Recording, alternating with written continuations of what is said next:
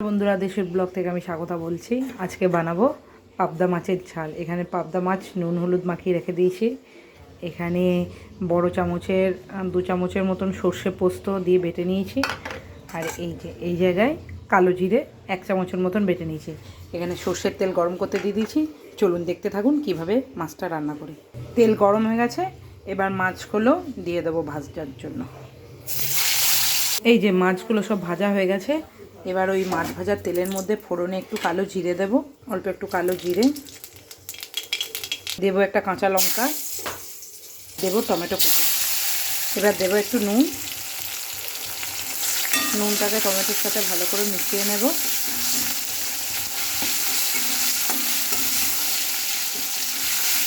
এবার যে কালো জিরে বাটা করেছিলাম সে বাটাটা দিয়ে দেবো। বাটাটাকে ভালো করে মিশিয়ে নেব।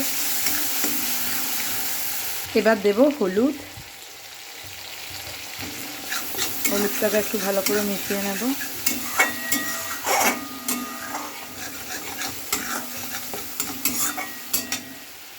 এবার এখানে যে সর্ষে পোস্ত বেটে রেখেছিলাম ওটা দিয়ে দেবো।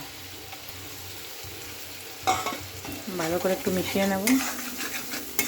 বাটিটা ধুয়ে একটু জল দেব।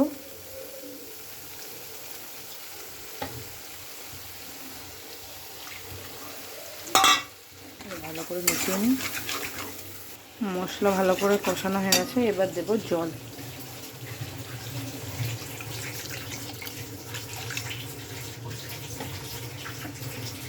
জলটা দেওয়ার পর একটু ফুটে যাক, তারপরে ভাজা মাছগুলো দিয়ে দেবো। ফুটে গেছে, এবার মাছগুলো দিয়ে দেবো। এইভাবে সব মাছগুলো দিয়ে দেবো। দেখুন রেডি হয়ে গেছে আমার কালো জিরে আর আপনার পোস্ত দিয়ে পাবদা মাছের ঝাল। উপর থেকে একটু কাঁচা লঙ্কা ধনেপাতা ছড়িয়ে দেবো দিয়ে চলুন এটাকে এবার নামিয়ে নিই। এই দেখুন কালো জিরা সর্ষে পোস্ত দিয়ে আমার পাবদা মাছের ঝাল পুরো রেডি। যদি আপনাদের এই পাবদা মাছের ঝাল ভালো লেগে থাকে অবশ্যই আমার চ্যানেলটাকে লাইক করবেন, কমেন্ট করবেন, শেয়ার করবেন, সাবস্ক্রাইব করবেন। সবাই ভালো থাকবেন, সাবধানে থাকবেন। আমি স্বাগতা আবার একটা নতুন রান্না নিয়ে আপনাদের সামনে আসছি।